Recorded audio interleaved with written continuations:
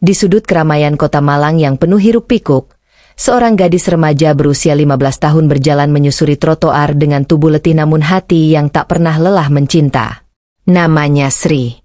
Ia bukan siapa-siapa, tak punya apa-apa, tapi punya satu hal yang tak semua orang miliki, ketulusan cinta untuk ibunya. Dari pekerjaan serabutan, sisa makan malam, hingga koin-koin receh yang ia kumpulkan demi satu tujuan, agar ibunya sembuh. Dan ketika banyak orang menyerah pada keadaan, Sri tetap berdiri, bahkan ketika kakinya gemetar menahan beban hidup. Assalamualaikum sahabat Musafir Cerita. Semoga kalian dalam keadaan sehat walafiat. Terima kasih sudah klik video ini. Jangan lupa juga komen dari daerah mana kalian berasal.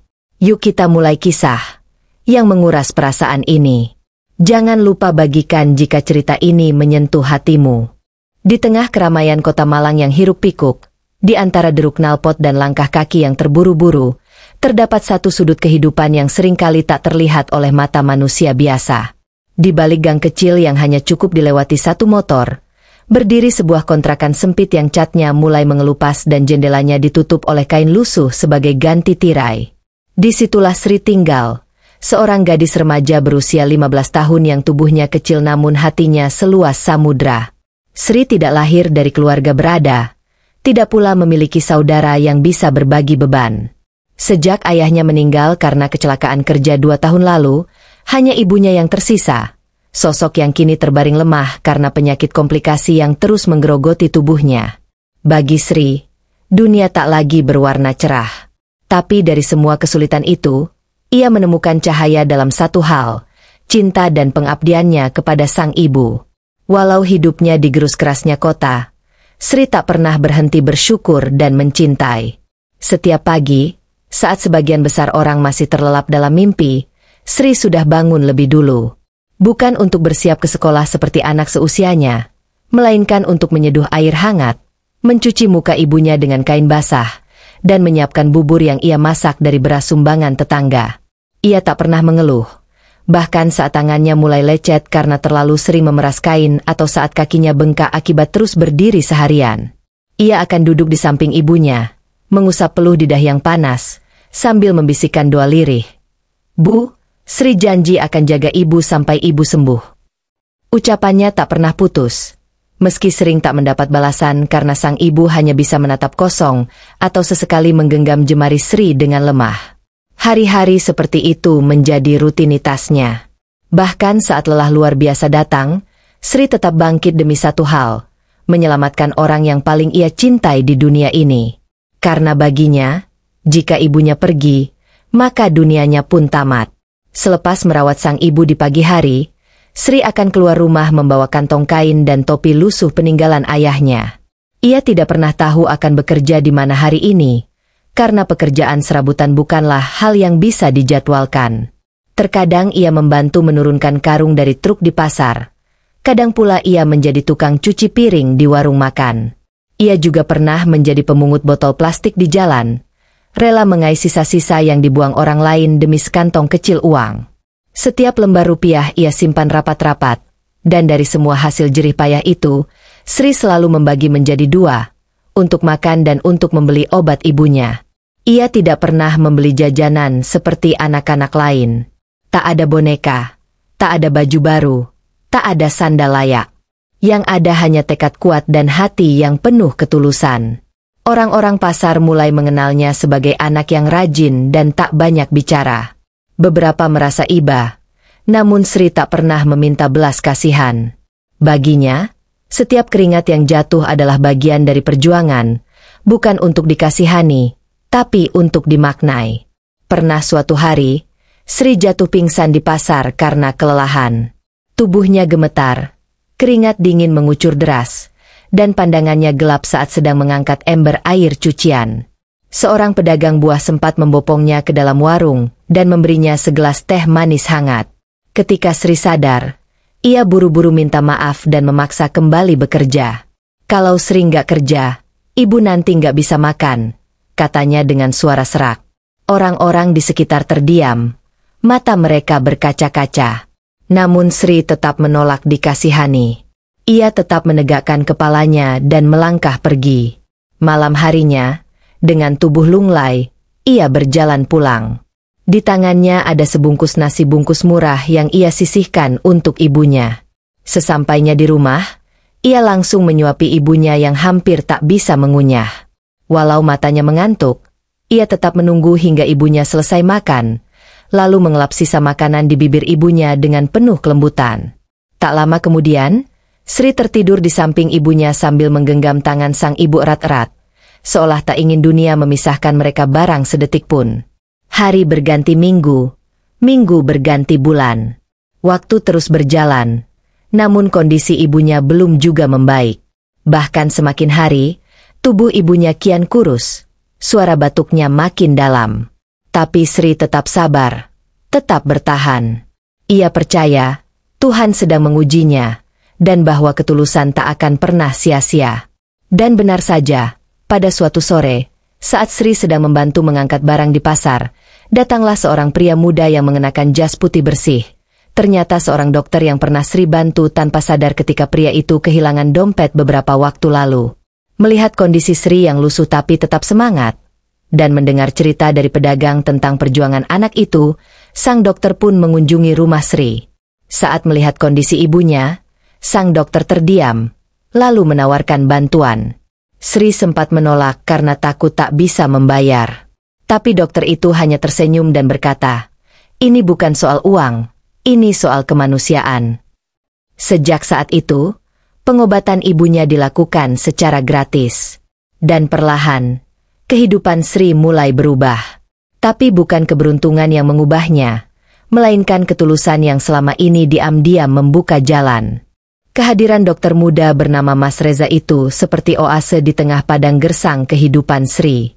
Pria itu bukan hanya menolong ibunya secara medis, tetapi juga menghadirkan harapan baru di dalam hati Sri yang nyaris padam. Setiap 2 hari sekali, Mas Reza datang membawa obat-obatan dan peralatan sederhana, memeriksa kondisi ibu Sri dengan penuh perhatian. Sri yang semula selalu merasa sendiri, kini mulai percaya bahwa dunia tak sepenuhnya kejam. "Kamu hebat, Sri. Kamu kuat melebihi banyak orang dewasa," ujar Mas Reza suatu sore ketika melihat Sri menjemur pakaian ibunya dengan senyum walau tubuhnya terlihat lelah. Ucapan itu sederhana, namun bagi Sri, itu seperti pelukan hangat yang sudah lama tak ia rasakan. Tak jarang, air matanya jatuh diam-diam di malam hari, bukan karena sedih, tapi karena hatinya terharu. Akhirnya, ada seseorang yang memandangnya bukan dengan iba, tapi dengan hormat. Hari-hari setelah itu menjadi lebih terang. Selain pengobatan rutin dari Mas Reza, bantuan juga datang dari beberapa pedagang pasar yang selama ini memperhatikan perjuangan Sri secara diam-diam. Ada yang memberinya lauk tambahan, ada pula yang menawarkan pekerjaan lebih ringan agar Sri tidak terlalu lelah. Bahkan, seorang ibu pemilik warung meminjamkan sepeda bekas agar Sri tidak perlu lagi berjalan jauh ke pasar. Meski kecil dan berkarat, bagi Sri itu adalah kendaraan mewah yang mempercepat waktunya untuk kembali ke rumah dan merawat ibu. Tak berhenti sampai di sana, sebuah keajaiban terjadi ketika salah satu pengunjung pasar, seorang ibu-ibu influencer yang kebetulan melihat Sri menyuapi ibunya di pinggir jalan, mengunggah video itu ke media sosial. Dalam waktu singkat, kisah Sri menyebar luas. Orang-orang mulai penasaran, lalu terpikat oleh kisah ketulusan seorang anak remaja yang menjaga ibunya tanpa pamrih. Tak sedikit yang menangis menyaksikannya, dan mereka pun mulai mengulurkan tangan. Donasi pun mengalir. Dari seluruh penjuru negeri, banyak yang mengirimkan bantuan, baik uang, makanan, pakaian, bahkan peralatan rumah tangga. Tak lama, Sri dan ibunya dipindahkan ke tempat tinggal yang lebih layak oleh sebuah lembaga sosial yang menaruh simpati. Rumah mungil itu bersih, memiliki tempat tidur yang empuk, dan kamar mandi yang layak. Bagi Sri, itu semua seperti mimpi. Di malam pertama mereka di rumah baru itu, Sri memeluk ibunya erat-erat. "Bu, sekarang kita nggak perlu khawatir lagi kalau hujan. Atapnya nggak bocor," katanya sambil menahan tangis bahagia. Sang ibu, yang mulai pulih perlahan karena pengobatan dan nutrisi yang cukup, membelai rambut Sri dengan lembut dan berkata, "Kamu anak luar biasa, Nak." Ibu bangga sama kamu." Kata-kata itu menghantam hati Sri seperti petir. Selama ini, ia merindukan suara ibunya yang penuh kasih. Dan malam itu, suara itu hadir kembali. Untuk pertama kalinya dalam waktu yang lama, Sri tidur dalam kehangatan. Bukan hanya kehangatan selimut, tapi kehangatan kasih yang sempat hilang karena derita. Tak berhenti di situ, pihak yayasan yang membantu Sri juga menawarinya untuk melanjutkan pendidikan. Mereka melihat potensi besar dalam diri Sri, gadis yang bukan hanya cerdas, tapi juga memiliki hati seluas langit. Awalnya Sri menolak dengan alasan tak ingin meninggalkan ibunya.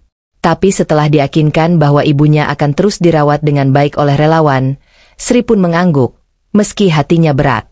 Ia mulai masuk ke sekolah informal dan belajar dari nol lagi. Tak butuh waktu lama, Sri membuktikan bahwa dirinya mampu mengejar ketertinggalan. Ia selalu datang lebih awal ke kelas, mencatat dengan tekun, dan bertanya ketika tak paham.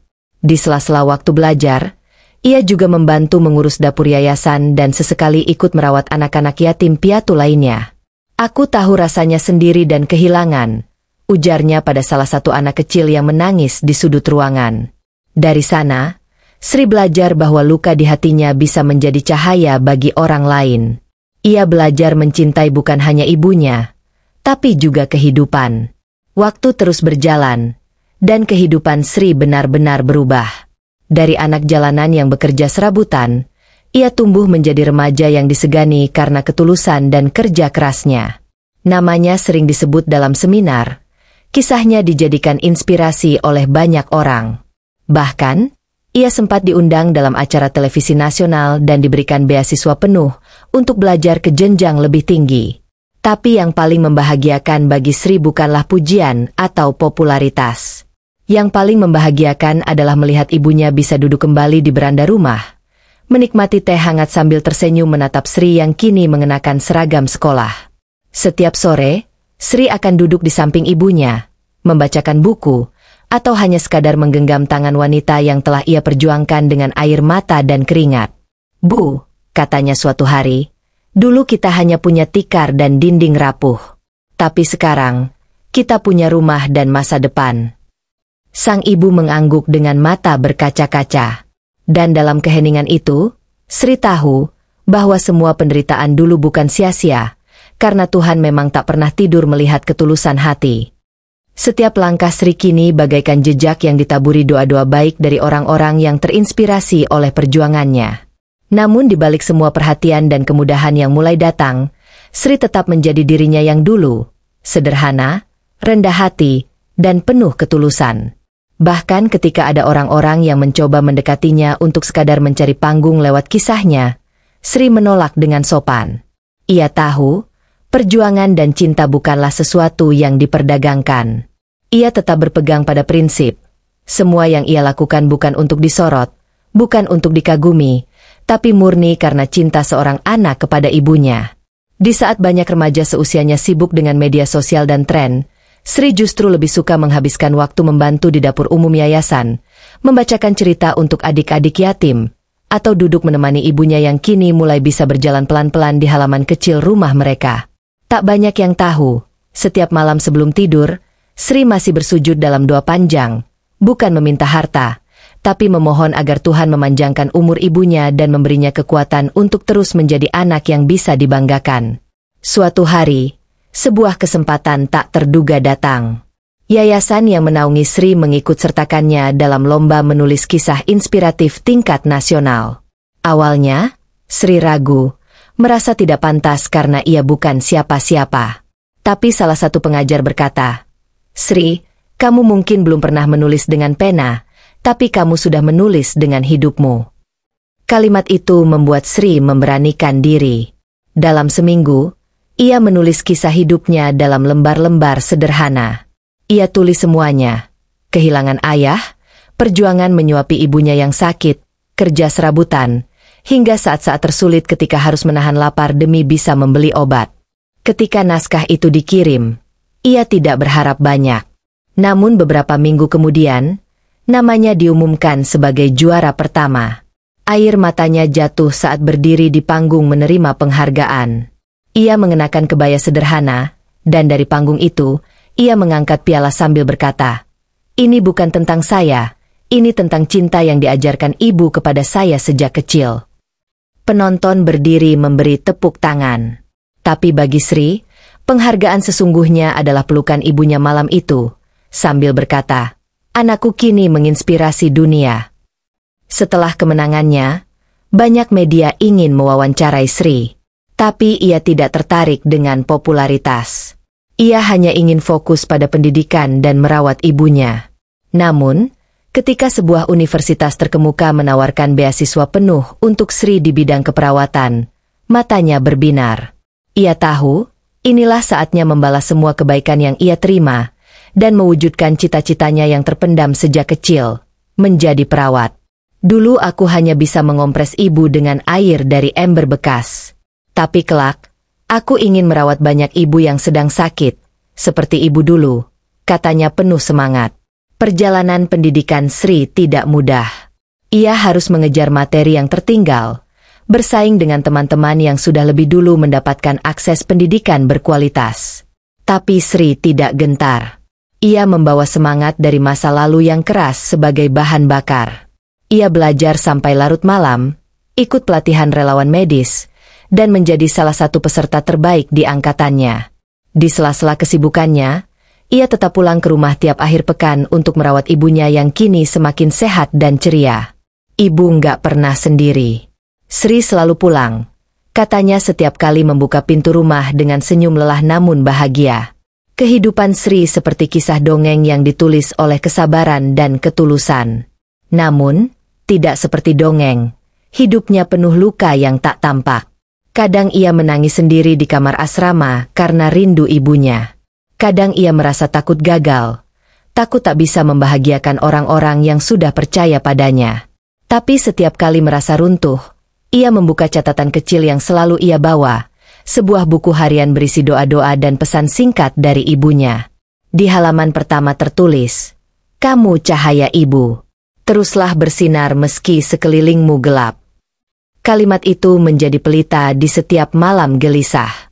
Perlahan, Sri mulai mengisi ruang-ruang kosong dalam dirinya dengan cinta yang tak putus dari ibunya, dan juga dari banyak orang yang mendoakannya diam-diam. Dalam perjalanan pulang ke rumah suatu hari, Sri melihat anak kecil menggendong karung di trotoar. Ia berhenti, menghampiri, dan memberikan bekal yang ia bawa. "Dulu aku juga seperti dia," batinnya. Ia sadar, kini giliran dia yang menjadi cahaya bagi orang lain. Ketulusan telah membawanya naik, tapi ia memilih untuk tetap membumi. 5 tahun berlalu. Kini Sri telah resmi menjadi seorang perawat. Ia bekerja di rumah sakit tempat Mas Reza, dokter yang dulu menyelamatkan ibunya, bekerja. Bahkan, Mas Reza kini menjadi seperti kakak sekaligus mentor yang selalu membimbing Sri. Di ruang perawatan, Sri dikenal sebagai perawat yang lembut, sabar, dan paling peka terhadap pasien lanjut usia. Ia punya cara tersendiri, selalu menggenggam tangan pasien yang kesepian dan berkata, "Aku di sini. Kamu nggak sendiri." Suatu hari, saat merawat seorang pasien yang hampir tak sadarkan diri, sang pasien meneteskan air mata dan memanggil nama anaknya yang sudah lama meninggal. Sri terdiam, lalu membelai rambut pasien itu dan berkata lirih, "Saya anggap ibu seperti ibu saya sendiri." Tak lama kemudian, pasien itu meninggal dengan tenang dalam pelukannya. Sri pulang hari itu dengan hati berat, namun bangga, karena ia tahu, cinta dan ketulusan yang dulu ia tanam, kini tumbuh menjadi manfaat bagi banyak jiwa. Dan di rumah kecil yang dulu hanya berdinding papan, ibunya kini duduk di depan pintu, menunggu Sri pulang dengan senyum hangat. Dunia memang telah berubah, tapi kasih Sri pada ibunya, itulah yang menuntunnya sejak awal, dan takkan pernah berubah selamanya. Hari-hari berlalu dengan nuansa baru dalam hidup Sri. Kini ia bukan lagi gadis kecil yang berjalan menyusuri pasar dengan sandal putus dan baju lusuh, melainkan seorang perempuan muda yang mengenakan seragam putih bersih, membawa stetoskop di leher dan senyum tulus di wajah. Namun satu hal tak pernah berubah, hatinya. Meskipun pekerjaannya sebagai perawat kini menuntut waktu dan tenaga, Sri selalu menyempatkan diri untuk kembali ke rumah kecilnya setiap akhir pekan. Ia pulang bukan untuk beristirahat, melainkan untuk kembali menjadi anak. Anak yang tetap menyuapi ibunya, memijat kakinya, dan tidur bersamanya di lantai seperti dulu, meski kini sudah ada ranjang empuk di kamar. Ibu tetap rumah Sri. Katanya setiap kali ibunya meminta maaf karena merepotkan. Dan ibunya, yang kini tubuhnya mulai pulih, tak henti-hentinya menatap Sri dengan bangga. Bagi sang ibu, melihat Sri berdiri di depan pintu rumah dengan tas ransel dan senyum bahagia, adalah jawaban dari seluruh doa yang selama ini ia panjatkan dengan air mata yang tak pernah terlihat oleh siapapun. Suatu hari, rumah sakit tempat Sri bekerja mengadakan program pengabdian ke pelosok desa di lereng Gunung Bromo. Tanpa ragu, Sri mendaftar sebagai salah satu relawan. Ia ingin lebih banyak orang merasakan kasih sayang dan perhatian yang dulu pernah ia dambakan saat hidupnya penuh kesepian. Di desa terpencil itu, ia bertemu banyak orang tua yang sakit tapi tak pernah diperiksa dokter, anak-anak yang kekurangan gizi, serta keluarga yang tidur tanpa kepastian makan esok hari. Melihat mereka, Sri seolah melihat pantulan masa lalunya sendiri. Ia menggelar posko kesehatan darurat, mendata pasien satu persatu, dan bahkan mengajar ibu-ibu desa tentang kebersihan dan nutrisi.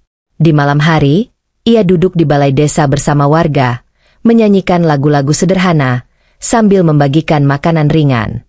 Salah seorang ibu berkata padanya, "Kamu bukan cuma bawa obat, tapi juga bawa hangat." Sri hanya tersenyum, tapi dalam hatinya ia menangis. Ia sadar, rasa sakit masa lalu bukan hanya untuk dilupakan, melainkan untuk menjadi jembatan menuju cinta dan pengabdian. Ketulusan Sri terus membawa jejak keajaiban. Setelah pulang dari desa tersebut, kisah pengabdiannya kembali menjadi bahan pembicaraan. Namun kali ini, bukan sekadar kisah inspiratif, tapi sebuah pergerakan. Beberapa lembaga sosial dan relawan kesehatan mulai bergabung, terinspirasi oleh semangat Sri. Mereka membentuk komunitas bernama Langkah Sri, komunitas yang bertujuan mengirim tenaga medis muda ke daerah-daerah terpencil di Indonesia.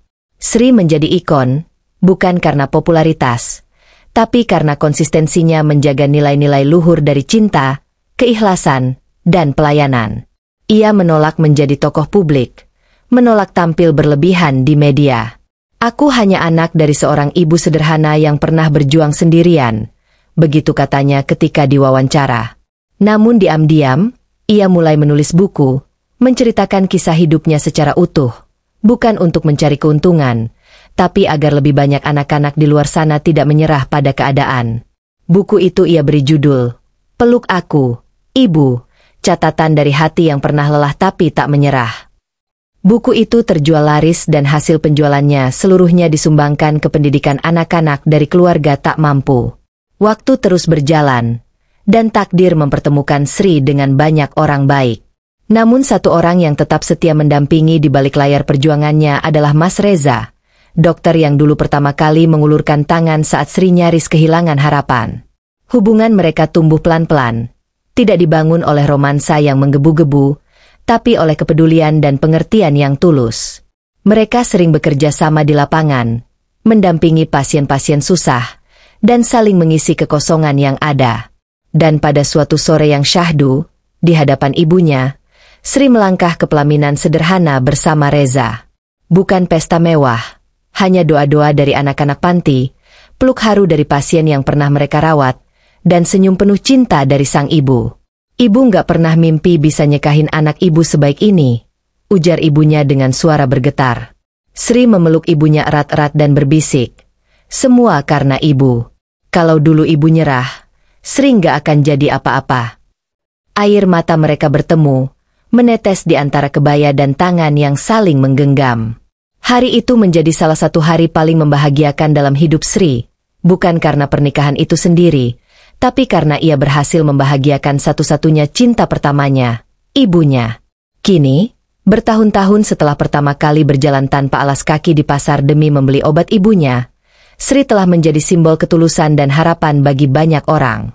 Ia dan Reza membangun sebuah rumah singgah di pinggir kota Malang, tempat anak-anak jalanan dan ibu-ibu sakit bisa tinggal dan dirawat. Tempat itu diberi nama Rumah Sembuh Ibu, Sebuah dedikasi yang Sri persembahkan untuk ibunya yang kini sudah tenang di alam sana. Ya, beberapa bulan setelah Sri menikah, ibunya menghembuskan napas terakhir dalam pelukan Sri, dengan senyum penuh damai. Sri sekarang sudah jadi orang baik, ibu bisa tenang, adalah kata terakhir yang Sri dengar. Meski hati Sri hancur, ia tahu, cinta mereka tak pernah berakhir. Kini, setiap pagi, saat membuka jendela rumah singgah, Sri menatap langit dan berkata, "Bu, lihat Sri sekarang. Terima kasih sudah ajarkan cinta yang paling tulus." Di matanya, tak ada air mata. Yang ada hanya cahaya. Karena Sri tahu, hidup adalah tentang mencintai, memberi, dan menyembuhkan. Dan ia akan terus berjalan, sejauh apapun, membawa nama ibunya di setiap langkah, sebagai bukti bahwa ketulusan, pada akhirnya, selalu menemukan jalannya sendiri menuju keabadian.